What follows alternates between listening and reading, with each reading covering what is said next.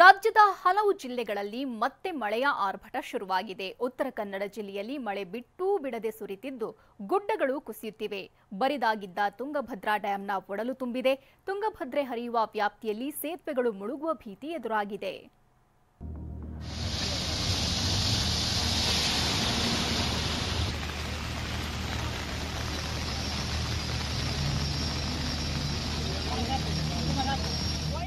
ಉತ್ತರ ಭಾರತದ ರಾಜ್ಯಗಳಲ್ಲಿ ಮುಂಗಾರು ಮಳೆ ಅಬ್ಬರಿಸುತ್ತಿದೆ. ವರುಣನ ರೌದ್ರಾವತಾರಕ್ಕೆ ಹಿಮಾಚಲ ಪ್ರದೇಶ, ಉತ್ತರಾಖಂಡ್ ತತ್ತರಿಸಿ ಹೋಗ್ತಿದೆ. ಇತ್ತ ಕರುನಾಡಿಗೆ ಹೊಸ ಕಳೆ ತಂದಿರುವ ಮುಂಗಾರು ಕರಾವಳಿ, ಮಲೆನಾಡು ಭಾಗದಲ್ಲಿ ಮತ್ತೆ ಚುರುಕುಗೊಂಡಿದೆ.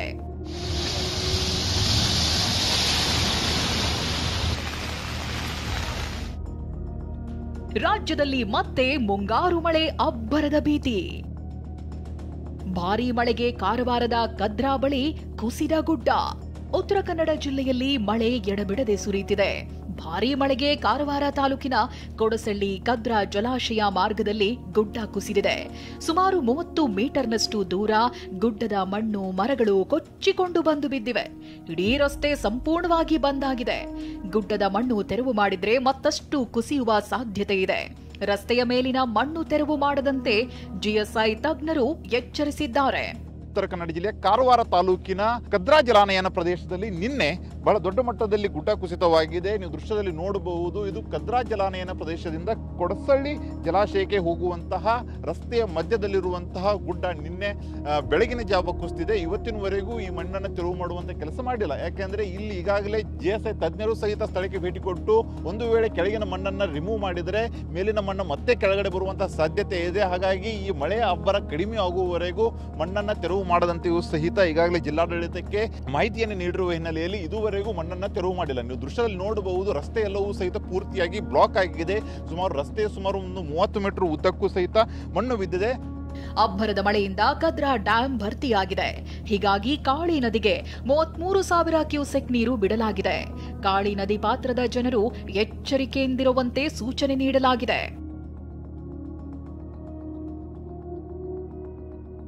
ಮಲೆನಾಡಿನ ಮಳೆಯಿಂದ ತುಂಗಭದ್ರಾ ಜಲಾಶಯ ಮೈದುಂಬಿದೆ. ದಾವಣಗೆರೆ ಜಿಲ್ಲೆಯ ನ್ಯಾಮತಿ, ಹೊನ್ನಾಳಿ, ಹರಿಹರ ತಾಲೂಕು ವ್ಯಾಪ್ತಿಯಲ್ಲಿ ತುಂಗಭದ್ರಾ ನದಿ ಅಪಾಯದ ಮಟ್ಟ ಮೀರಿ ಹರಿಯುತ್ತಿದೆ. ಹರಿಹರೇಶ್ವರ ದೇವಸ್ಥಾನದ ಪಾದಗಟ್ಟೆಯ ಗೋಪುರದ ಬಳಿ ನದಿಯ ವೈಭವ ವೀಕ್ಷಣೆಗೆ ಜನ ಹರಿದು ಬರ್ತಿದ್ದಾರೆ. ತುಂಗಭದ್ರಾ ಡ್ಯಾಂನಿಂದ ಅಪಾರ ಪ್ರಮಾಣದ ನೀರು ನದಿಗೆ ಬಿಡಲಾಗುತ್ತಿದ್ದು ಕಂಪ್ಲಿ ಗಂಗಾವತಿ ಸಂಪರ್ಕ ಸೇತುವೆ ಮುಳುಗಡೆ ಭೀತಿ ಎದುರಾಗಿದೆ.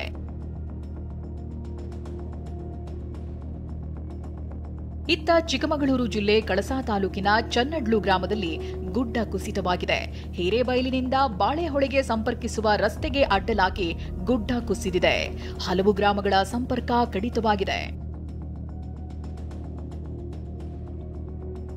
ಭಾರೀ ಮಳೆ ಹಿನ್ನೆಲೆಯಲ್ಲಿ ಚಿಕ್ಕಮಗಳೂರು ಜಿಲ್ಲೆಯ 6 ತಾಲೂಕು, ದಕ್ಷಿಣ ಕನ್ನಡ ಜಿಲ್ಲೆಯ ಬಂಟ್ವಾಳ ತಾಲೂಕಿನಲ್ಲಿ ಶಾಲೆಗಳಿಗೆ ರಜಾ ನೀಡಲಾಗಿತ್ತು.